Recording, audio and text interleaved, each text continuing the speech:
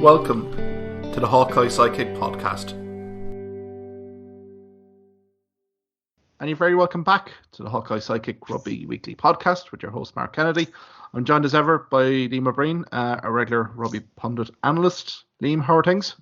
Oh, great, Mark. Great, Mark. It's going to be an unbelievable weekend. Eye-popping.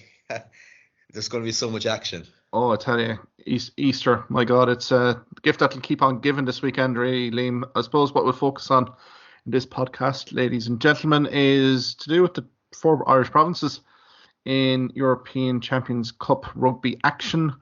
We'll review Leinster's win away to Connacht in Galway. We'll also have a look at Ulster Rugby's great win in Toulouse, and also Munster putting up a battling performance against Exeter Chiefs. I suppose we can start first off. I suppose we'll get the Munster Rugby tinted glasses on here, Liam. With regards to Munster, all the injuries, all the late withdrawals, pretty much home onslaught from the first half. But a very encouraging second half from Munster here, Liam. Sets up an intriguing second leg in Thomond Park on Saturday. What were your thoughts? Yeah, it does set it up completely. It's on a knife edge. As a game, look, that first 40 minutes was shocking, and that's why that you had Graham Rowntree absolutely eating the head of the lads off at half time. Everything just collapsed, our scrum, our line-outs, turnovers. But there was still that little sliver of hope, I still thought that the Hodnett and O'Donoghue were battling even in that very poor opening half. And look, it was they got their 2 tries, 10-0, probably should have been 20-25-0 to be honest about it. But we came right back into second half, and that's very encouraging. That as good as Exeter played, I suppose their execution was poor, and they were very tactically naive at times. They would have, going to the corner, then getting the line out maul, all the lads in, even the bloody backs. They didn't have no one to pass the ball out to. It was just a bit naive, and it gives us another bit of hope for the weekend, I think. Exactly. I suppose we can thank an awful lot of experienced heads in that Munster Rugby side, namely Conor Murray. I know some have been quite critical of Murray's performance. I thought defensively he was absolutely superb. Keith Hurst will probably get to in second half. And also I thought Jack O'Donoghue's leadership and overall work rate here, Liam. Andy Farrell was in the stands in Sandy Park. Surely he would have seen and observed a great performance of Jack O'Donoghue again. Surely it's Jack O'Donoghue's meriting an Ireland recall here in terms of a New Zealand summer tour. Oh yeah, definitely. I mean, look, he's in top. God, I mean, we have the luxury, but he's certainly like top 7, top 8 back rows that we have. But I mean, even the thing is that Leinster obviously is so strong, but also Munster. I mean, really, you couldn't argue any combination of 3 at this stage of obviously O'Donoghue and maybe Byrne even, Coombs, O'Sullivan. Well, pretty much all the back row. Put 3 of them in there, and they'll do a good job for you. But yeah, I mean, all season, one thing we can say about Munster, we can't say much about them offensively, but defensively under Ferreira, they've been very, very strong. Oftentimes, literally not having much possession, but the opposition not making any real headway either. Yeah. So yeah, I mean, incredible try-saving prevention tackles. Murray saves a try, and Earls obviously in the second half. But it was a crazy game in the sense of they got their 2 yellow cards, and we got a try, a really good well worked try scored by Daly, and then we blew it. If we can say as much as we blew it, considering we didn't have much possession for that first 60 minutes, but we absolutely brain fart from Scannell there. And yeah, but I mean, look, it was a funny old game. I thought that Exeter took too many kicks to the corner. After a while, you have to try something else out as well, don't you? It's a true point, Liam. But I think Exeter Chiefs really do back themselves when they get into that 5 metre range of an opponent's line. They're famed for it. Their tradition on it, their pack, their phase play. I thought after the first, second, third time, maybe take your points. I mean, this is a playoff fixture, two-legged affair, aggregate score. But again, Rob Baxter, they've instilled with the players, obviously, on the pitch to go for it. You have to applaud him to a certain extent, but I think bigger picture here, Liam, it kind of got Munster a little bit out of jail because that could have suddenly turned into an 11, 14 point, contest, and really Munster would be looking down the barrel in Thomond Park on Saturday. But I suppose it was a very funny game. I mean, from the dominance of Exeter, then to have the two quick sin bins in quick succession, I don't think there's any arguments there, is there, Liam, in terms of those two yellow cards for Woodburn and Schitterlink. I mean, to be fair, I think Woodburn's was very much deliberate killable. I'd even kind of go a stretch further to say, was that a penalty try? Given, that the Exeter Chiefs defensive line was not really set at the time. But kudos to Munster, I suppose. Daly, I thought, after a kind of a shaky enough start, not the only one from Munster to have a shaky enough start in that opening period, really kind of grew into the game. And then, as you say, if I see Niall Scannell tapping and going again, there will be words because, I mean, BT Sports were very quick to put a big, long zoom camera when you saw the 3-on-1 overlap on the wing. Just need a little bit of patience, a bit of composure. But we go tap and go, and that's food and drink text their Chiefs, their pack. So hopefully, I think Munster Rugby video analysis will have really kind of pick your moments. I mean, I would have preferred maybe if we took the points, 3 points on offer, and keep it live. But I mean, I think both teams probably were very well guilty of that.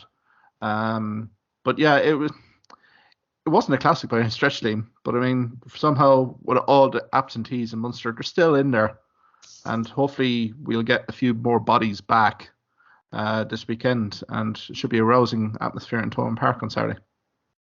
Yeah, Mark, if there was ever any mitigating factors and circumstances from Munster, like definitely this game, we had Zebo and we'd Barron out the day before, and apparently a lot of the players who actually played had the old bug as well. So when you put that in with the other key guys who were injured, and Exeter pretty much were full strength, I think, without Cowan Dickey and Jack Nowell. So yeah, I mean, when you put it that way, it's actually a good decent performance. You couldn't find fault with their defence, with their heart and spirit. And next day, it's just that when we get those opportunities that we execute them.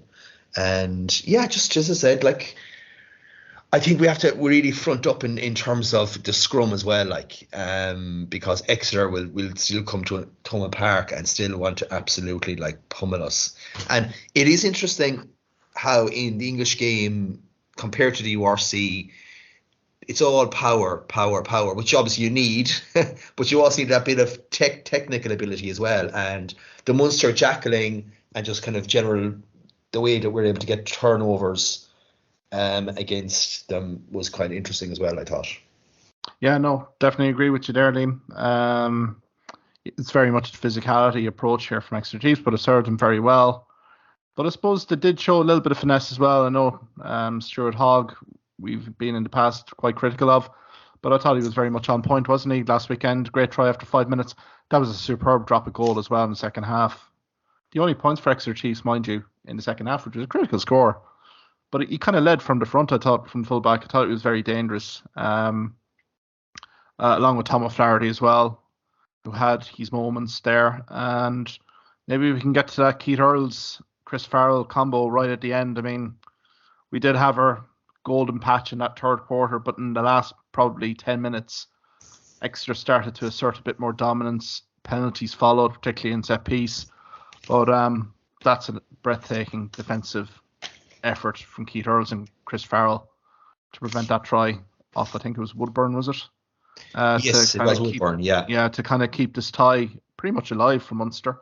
But a phenomenal effort, particularly from Earls, really. And given the lack of game time as well that he's had in recent months. Yeah, like absolutely, like now it was a try staying, but like it was the tie saving tackle. How he got back, I don't know, because he had an amount of ground to cover, and he has always had a very good defensive game, unlike what maybe some other wingers, as much as he's had an offensive game, and that always has to be said as well. And yeah, I mean, he still has that pace, obviously. Um, and we had that, but we also had, Exeter at the very last minute again trying to barge over as well, and held up. So yeah, as you said, in the last 10 minutes they did come back strong, and you afterwards, funny enough, the Exeter players looked pretty dejected, I would almost say, you know, including Hogg, kind of almost like a WTF moment. Yeah, I mean, it was probably pretty disappointing for Exeter Chiefs. I'd say they probably saw the team sheet before the game and probably were pretty confident. They knew Munster Rugby would be a tough assignment. But given the likes of Peter O'Mahony, Ty Byrne, Joey Carberry, a whole string of players unavailable due to selection, team news would have filtered through in terms of this bug that had swept through the Munster squad as well before lead up to the game. I mean, from an Exeter Chiefs perspective, they look very despondent, Liam, to be perfectly fair. And we can go back to Munster as well. Craig Casey had that try chalked off as well, for a super cover attacking from Woodburn. Could have been looking at a win there as well. But I think from an Exeter perspective, maybe an opportunity lost. They know what to expect coming to Thomond Park. I do recall there a few seasons ago, and this is going to be where it becomes very cup final rugby now, Liam, doesn't it? It's that, we're talking about being flash, expansive, creating width. It's really 3, 6, 9, 12 now at this stage.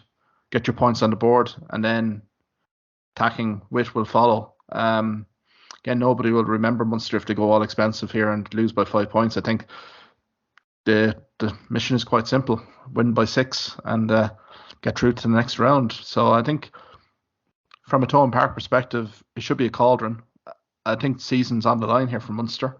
And I think for a few players as well, this could be really a very defining day for quite a few of the Munster Rugby players, particularly guys, I would say, like Joey Carberry, if he does kind of slot in, provide that European magic moment for Munster to kind of lead them to success. I mean, I think is definitely required here. What do you think, Liam?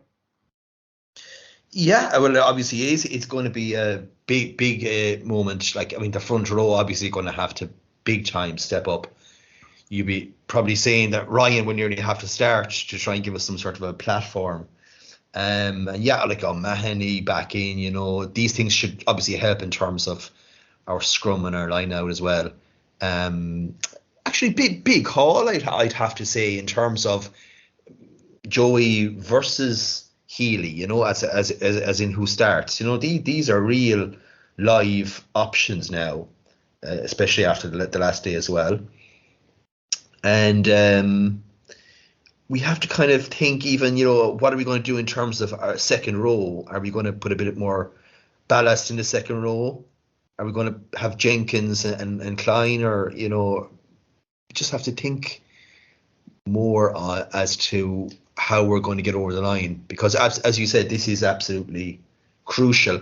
And in a funny way, this is a very funny thing, I have to say this, I have a funny sneaky feeling that Ulster will actually win against Toulouse, we'll get over the line, and then we'll beat Ulster away, you know what I mean? Because so you could see a real momentum shift starting from that. Yeah, God, you're very optimistic. You're already into a semi-final there, Liam, to be fair. I'm only looking at 80 minutes on Saturday, but I do get your point. Is there a hooker debate here for Munster? What about the disgraceful decision of young Buckley? Like, it's not just on Saturday. I think it's been all season. You've pretty much been all season since he came back from Coventry. Then he was pretty much sent to Coventry, if you know what I mean. He was banned, pretty much, it looked like. So what's your views on that? Yeah, to me, like Niall Scannell, you know what you're going to get with him, but there is that brain cramp moment, that tap and go.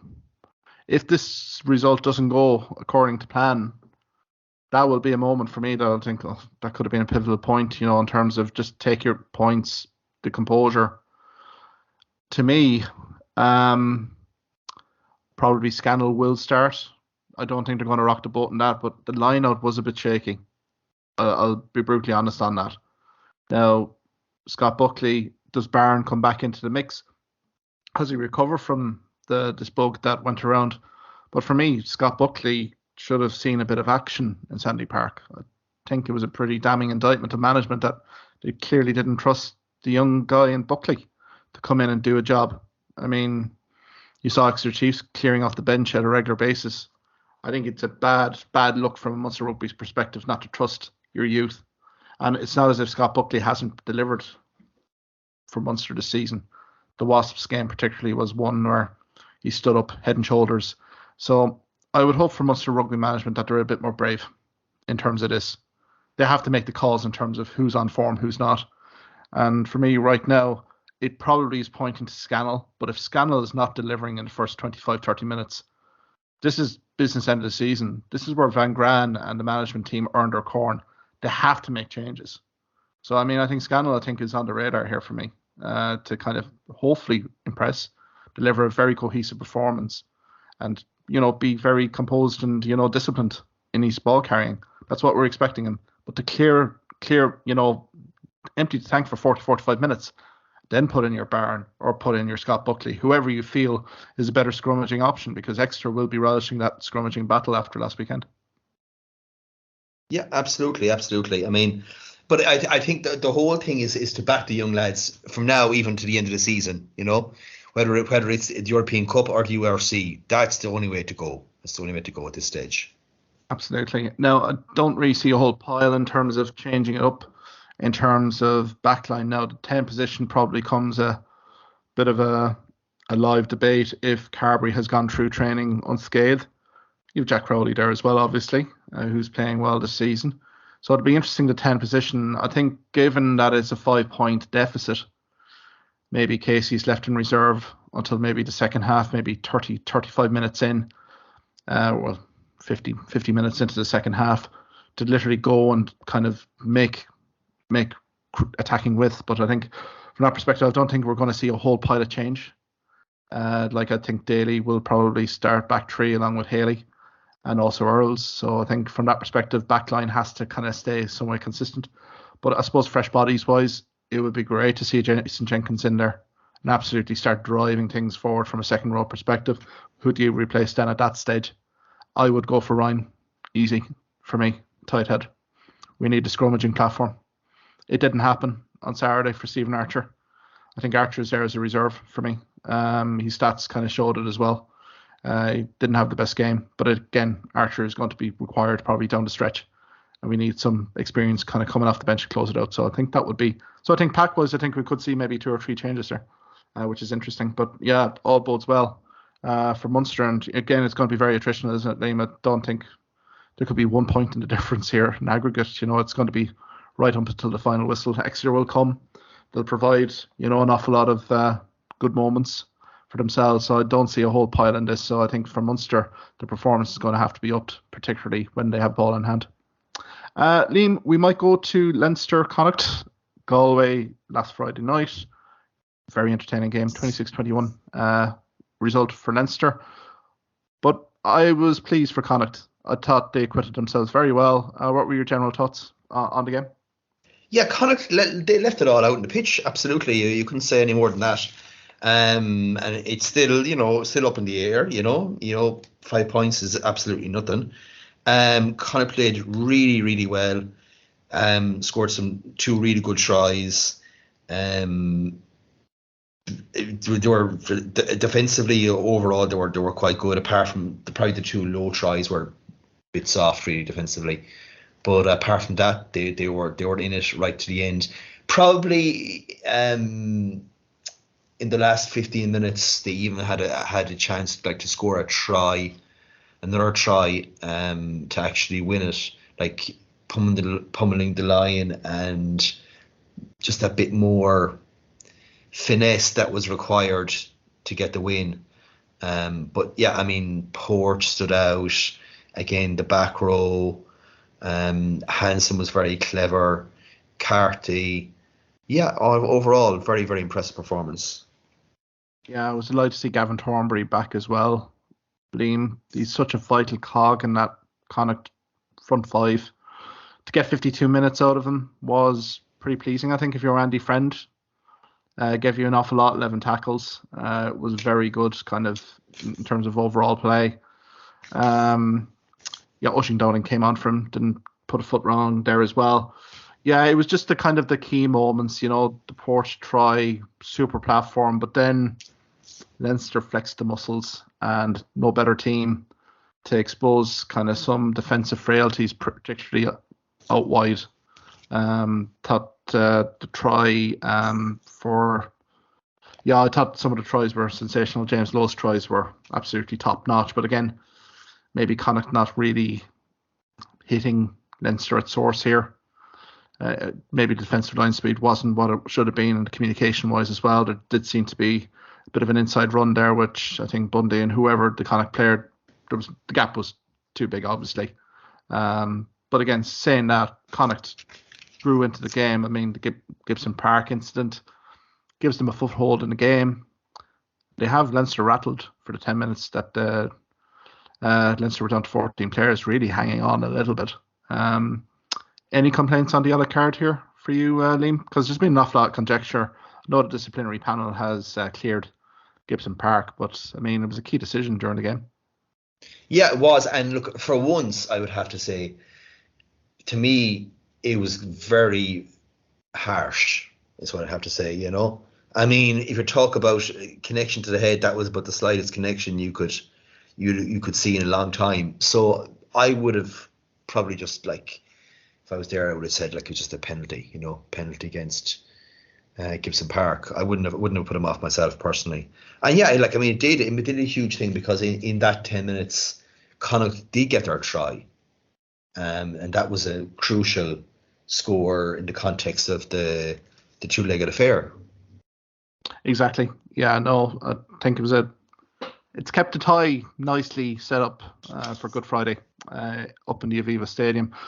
I think a special shout out to Hugo Keenan as well. Here, Liam thought his performance again was nothing short of sensational.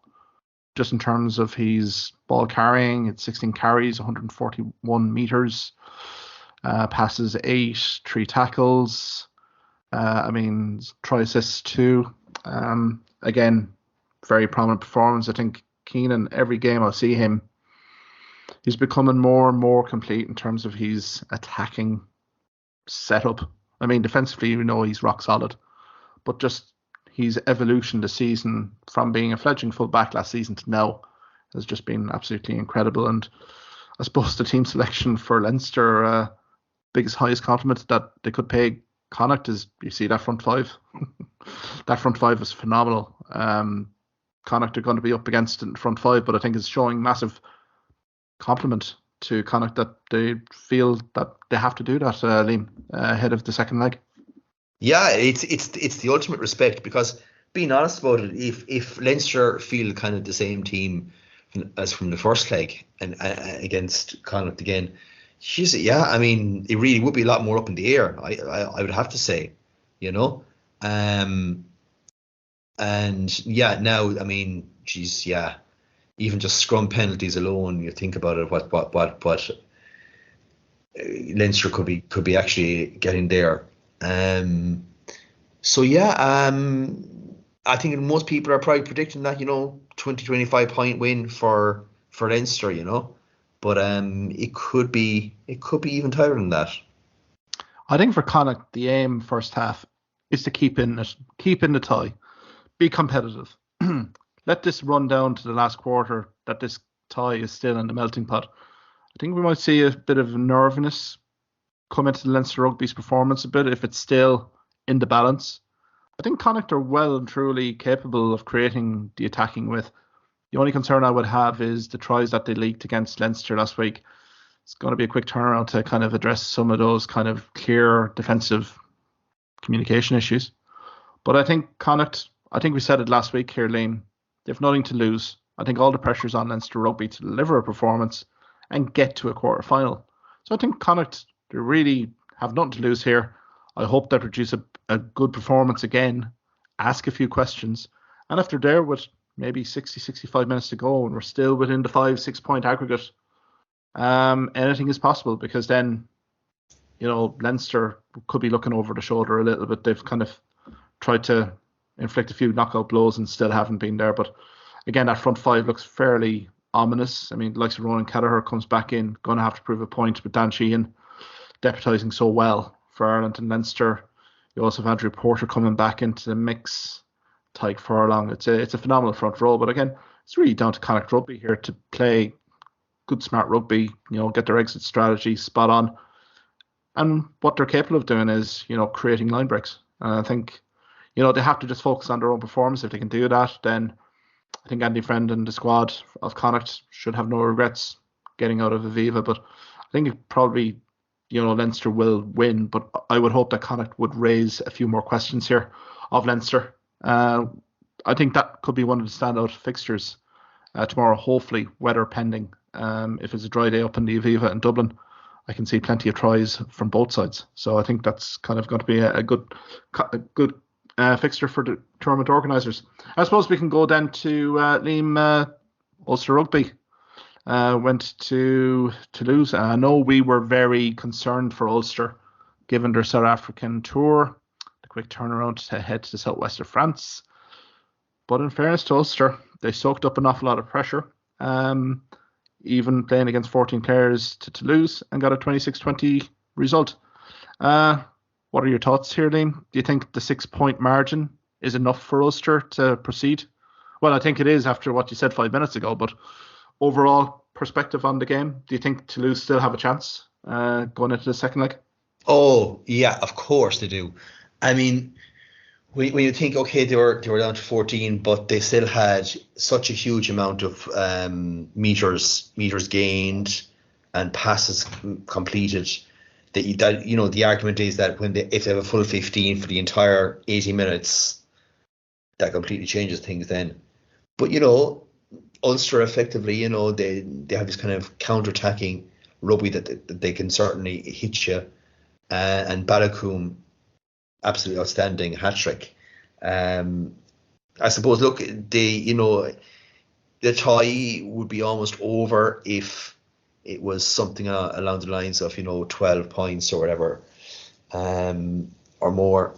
So that late try conceded was crucial, all right. But look, I still think that Ulster, many of us weren't tipping them at all to get out with anything, bar maybe heavy enough defeat. So they'll be delighted with that, and they just have to win the game now, effectively a 1 point win there, so it's all to play for. I think it's set up nicely for Ulster Rugby, and the reason I say that, the 6 point margin, it means really nothing in the context of a two-legged affair. I think the fact that Antimax scores a try late on may have kind of maybe focused minds a bit in Ulster Rugby. If it's going in the 13 point margin, how do you approach it? From an Ulster Rugby perspective, do you kind of stand off, be a little bit cautious, let Toulouse come on you, which is never a good idea. But the fact that it's 6 points in it means that Ulster really have to go for it. And I think Robert Balancon, you've mentioned it here, Liam, repeatedly on that back three, but Balacon's pace and just overall skill set is just phenomenal. And it was a very strong defensive effort from Robert Balancon. 11 tackles. I'd be shocked if this guy's not featuring in New Zealand in the summer. I mean, he is the full package. Complete package in terms of his ball playing ability, his sheer pace, physicality, and his defensive work. I think Andy Farrell might do better than put him in one or two of these test matches to see how he goes. Oh yeah, absolutely. I mean, like in terms of a back three, Balakoon would be there, wouldn't he? Realistically, with Lowe and with Keenan as well. And yeah, I mean, New Zealand is the ultimate testing ground for that back three and for all the other players. So he's a physically big, strong guy as well. like Lowe, except he doesn't carry the weight of Lowe. So,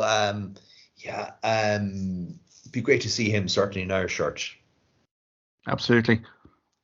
No issue with the red card here, Liam. To be fair, with Juan Cruz Malia, I mean, it's late. It's completely wrong in terms of the way he's gone into poor old Ben Moxham in the air. Any complaints, really? No, that's like that's a red card all day long. There's no mitigating circumstances either to that, like, Yeah, because I mean, if you looked at the stats and didn't know that Malia had literally been sent off after 11 minutes, I mean, as you said, the meters gained. 670 metres gained by Toulouse during the 80 minutes, 423 for Ulster. You had 150 carries for Toulouse to 98 for Ulster. That's really indicating to me here, Liam, the sheer defensive work ethic of Ulster throughout the game. This wasn't a stroll in the park by any stretch in terms of playing against 14. Toulouse continued to play their rugby. There was 35 missed tackles from Ulster, which is kind of just showing you in ball in hand how dangerous even Toulouse were with 14 players. And I mean, 216 passes for Toulouse versus 120 for Ulster. So, I mean, you could really argue here that Ulster were so clinical when they got their opportunities to score here. And maybe more of the same in the Kingspan is required to kind of get them over the line and into a quarter final, which hopefully they would richly deserve.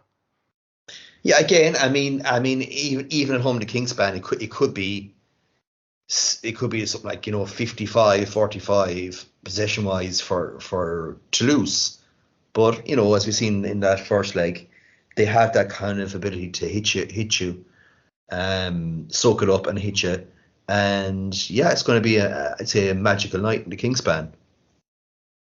Absolutely, and I think it'd be remiss not to say Robert Balacone's numbers as well, because they were pretty much eye-catching. 170 metres for 10 carries, 2 passes, 12 tackles actually instead of the 11 that he made during the 80 minutes. And again, just, clean breaks 3. But I mean, his sheer pace was phenomenal. I think it's another standout fixture here, Liam. I think quite a few of these fixtures have really kind of caught the eye. And I suppose the fact here, Liam, that 5 of the away teams won their first leg. Don't think we saw that coming last week, to be fair. We thought it would be very much home team advantage, but maybe it's kind of showing that maybe the seedings here were true to form to a certain extent with some of these results. Yeah, you'd have to say. I mean, Ulster obviously, from the group stages, and obviously the likes of Leinster, La Rochelle, all these teams. Really eye-catching away performances, like they were so comprehensive as well. Like, I mean, some of those ties are pretty much put to bed, when you have Tigers and Clermont is pretty much put to bed. I would even argue that the Parisian Derby, that Racing, pretty much it's all over as well. So that was quite interesting. Indeed, I think Racing 92 preyed a bit on Stade Francais. Discipline problems in one particular hooker as well, unfortunately, who got his marching orders. But yeah, I'd agree with you there. I think a few of them are pretty much done and dusted. I thought Leicester Tigers in Clermont. Now, I know we mentioned last week, Liam, in terms of Clermont being kind of not the force that they once were, but I thought it was a very clinical performance from Leicester Tigers. The usual suspects performed massively impressively. And maybe Leicester, maybe a kind of a dark horse here to go deep in the competition. Just given that result, did they go cheeky on it? Did they rest a few first liners here? Maybe put them in reserve? I think they have the luxury to do so, because Clermont, what's the mindset going in here? They may throw the ball around a bit, but I think it's very much risk and reward. So I think for Leicester Tigers, it's a very much a kind of a nice setup for them. And I suppose the other one, my favourite team, Montpellier, after the pool stages, did a nice little number on Harlequins. I mean, after 55 minutes, I think they were 33-5 up against Harlequins. I never saw that coming. It'd be very intriguing to see what Montpellier will do. A 14-point margin. Credit to Harlequins putting it back to 14 points.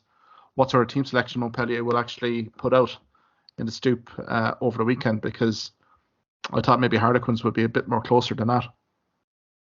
Yeah, I thought so too. But I mean, 11 points, you get the feeling with Harlequins, the way they play, and Don Brandt so prominent as well. And yeah, that they're kind of team, they will score 4 or 5 tries in that game, like pretty much in every game, even as we could see away from home. So it's funny enough, it's kind of one of those few occasions where it may be 11 points, but it's like very doable, I feel, for Harlequins. Yeah, because I think with Montpellier there is that's niggling doubt there, isn't it? Definitely when they get on the road, they're not the force that they are at home. And I suppose team selection will kind of indicate if that is more an issue than not, if they start to put in fringe players in against Harlequins. I mean, with Marcus Smith, Dubrandt as well, phenomenal backline unit. So, I mean, 14 points. Out of the teams that are really struggling here, I think the Harlequins is probably the team that could actually get a result and win over the 2 legs, would be a phenomenal achievement for Harlequins, given where they were last week in Montpellier. But I suppose my only hope is Bristol Bears and Sale Sharks just let it rip tomorrow night. My God, that was an absolute bore of a game last Saturday. It was on Channel 4 and couldn't wait to actually end the match. It was so phenomenally bad in terms of all facets of play. It was just literally pretty mind-numbing at times. So hopefully the Bears and the Sharks will just literally let it rip tomorrow night. It kind of needs it, because if it's another bore there, I think I think tournament organisers wouldn't be too happy in terms of viewership, particularly tomorrow night, being primetime viewing for them. So Liam, with all that said, maybe we'll move back to Munster Rugby. I suppose the best held secret in the province is now out. Graham Rowntree has accepted the head coaching role with Munster Rugby. What are your thoughts on the announcement, and any kind of thoughts in terms of it's all conjecture at the moment, but in terms of backroom staff wise, who would you like to see slot in alongside Rowntree?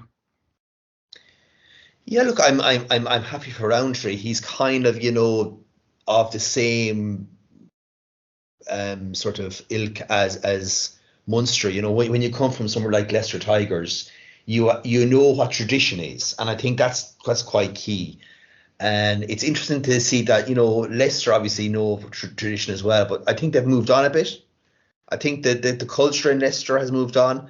They've kind of realised, probably looking at the Breves and the Bats and other teams that were prominent beginning of the European Cup. You need something else. You need to create a new winning culture. And Leicester are almost on the cusp at the moment, They're going to be around for a few years. So in terms of so many questions, really, why did it take so long from December until now to get Rowntree? And I suppose we have to be honest and say that it's because 3 or 4 guys actually refused the position or basically didn't confirm that they were interested in pursuing it further. And now we're still in a position where we don't know what the backroom team is. And this is really going to be quite crucial to him, because we have our 3rd head coach in a row without any head coaching experience. It worked very well with Axel and Rassi. And now, it was our first ever director of rugby. That kind of ended and we didn't pursue that again. I think we have to go down the route of director of rugby for sure again. In terms of, backroom team, still think Mike Prendergast could very well be tempted in there. Talk of Noel McNamara, even Dennis Leamy. And if those guys all came together, that would be a pretty strong backroom around him. And, I think, talk of Milton Haig as well as director of rugby. Not too sure about him, but it's one where even I think a lot of the Munster former players are kind of happy enough that he's still there, and there's some sort of continuity as well. I'd agree with you in terms of Rowntree. I think Rowntree, he gets Munster. Munster gets Graham Rowntree.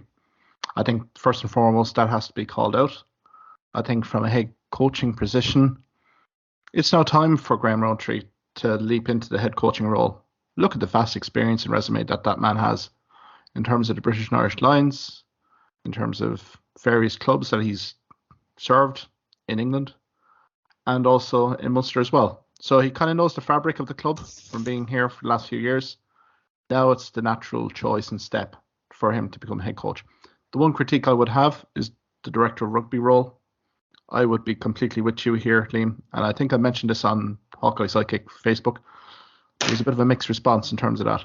I think operationally and transformationally wise from Munster Rugby, this organisation has to evolve itself from top to bottom. Every employee within this organisation has to reflect and has to improve. I mean, we're very much second fiddle to Leinster. You could argue here Ulster Rugby are above Munster, and Connacht are kind of on the toenails of Munster here. So I think from that perspective, one man is not going to change the organisation. Graham Rowntree. I think he needs a good, solid backroom staff beside him. I think the names you've mentioned, absolutely very excellent coaches in their own right. I throw in Ian Costello there as well. I think in terms of an attacking coaching perspective, a guy that provides an awful lot of upside for Munster Rugby within the organisation should definitely be seriously considered. Again, you've heard Blackett, the Wasps coach, at length praise Ian Costello when he mentioned comments about John Ryan's transfer, about the recruitment. Who was the key person that he went to from Wasps? It was Ian Costello. This is the reputation that Ian Costello has built in England.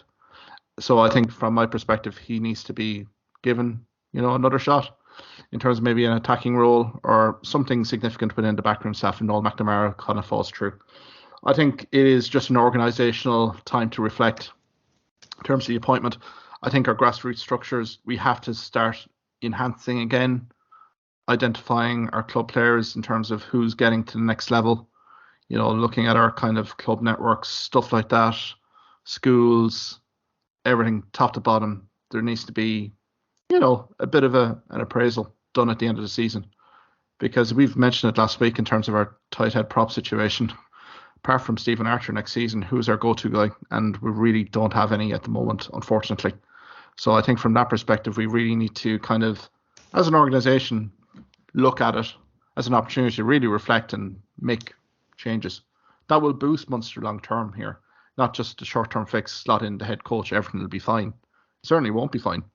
This may go a little bit worse in terms of performances before it gets better, but I think the key here, Liam, and I think you probably agree with me, as long as Munster are taking steps to kind of bridge the gap, look at case studies of other rugby clubs.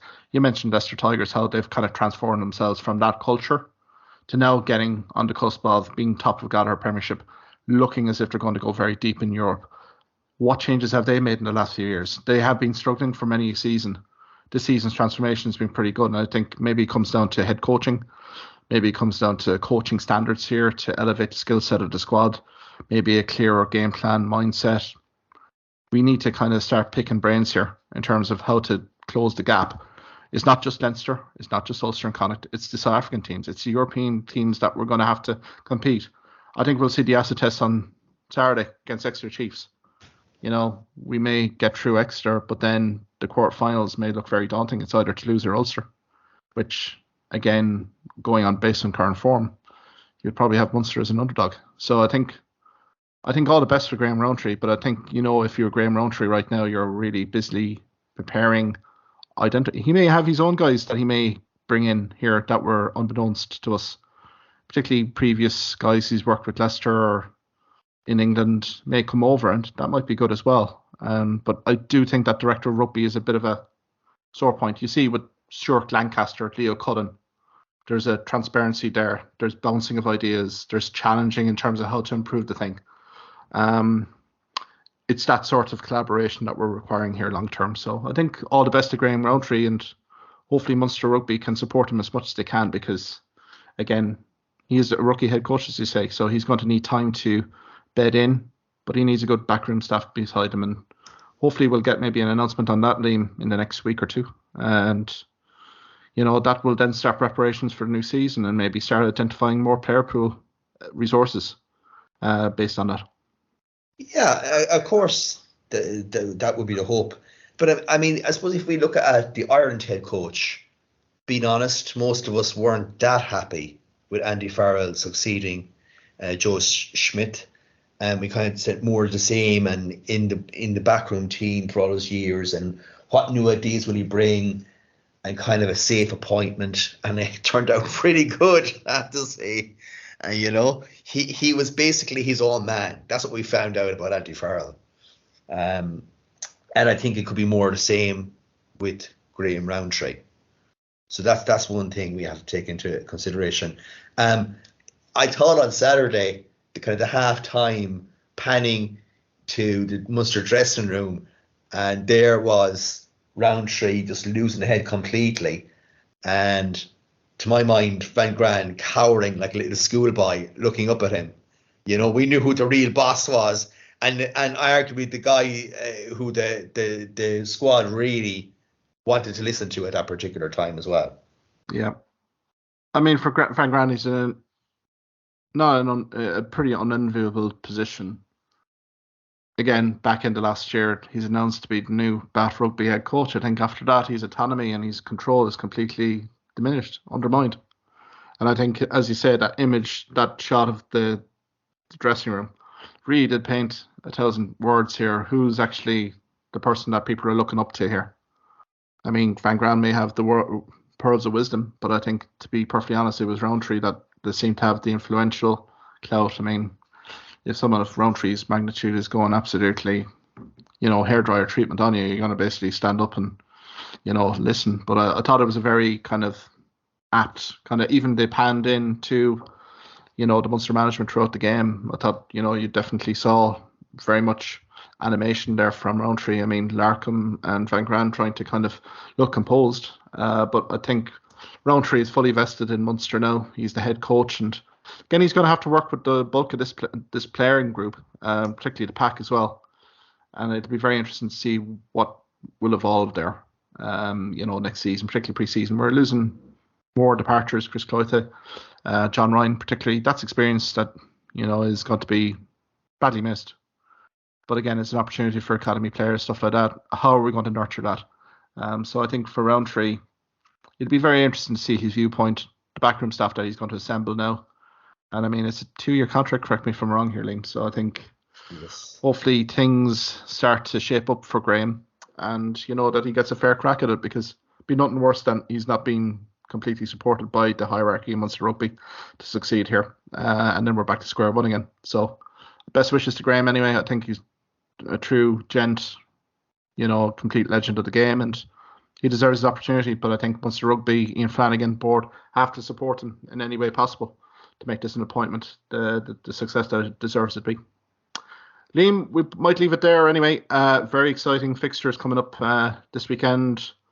Yeah, hopefully, well, it'd be nice if all the 4 provinces could win, but obviously there's a loser up in the Aviva Stadium on Friday. But best wishes to all the 4 provinces. Hopefully Munster and Ulster do the business against Exeter and Toulouse respectively. And hopefully it's an absolute cracking game between Leinster and Connacht, and let the best team win. And I'm going to go with Munster +7. Yeah. I honestly think it could be around about that. Yeah, I think that'll be a tight affair. I just see attritional battle written all over it. And if the weather is what it's supposed to be, a bit damp, a bit wet, I think your packed platform is going to be paramount. Yeah, I'm hoping. Liam, I wouldn't be all surprised if this went extra time. Brutally honest, I think Munster by 5, it goes into extra time, and we'll see after that then, in terms of, try counts, all that rule book will have to be hauled out at that stage. I just feel that's such a tight encounter, and hopefully I think good Ulster, for me, it's a game that they need to really kind of showcase their talent, and hopefully they'll get it over the line. I think it'll be tight though. I think they'll just squeak it. I think it may be 2 or 3 points in the aggregate score overall, but I think it'll be a very high scoring affair. And I think for Leinster, Connacht, I think Connacht will have good moments, but I think Leinster, I think maybe by plus 10, 12. I think just that front 5 for me kind of looks to have all the aces here for Leinster. Yeah, Liam, we'll leave it there anyway. Thanks for your time anyway. Have a great Easter and enjoy the games. Well, okay, Mark. See you then. Thank you for listening to this podcast episode. If you liked what you heard in this podcast, why not subscribe to the Hawkeye Sidekick podcast on either Amazon, Spotify, YouTube or Twitter platforms. You can also follow me at Hawkeye Sidekick on Facebook and Twitter, for the latest sporting opinions, articles and reports.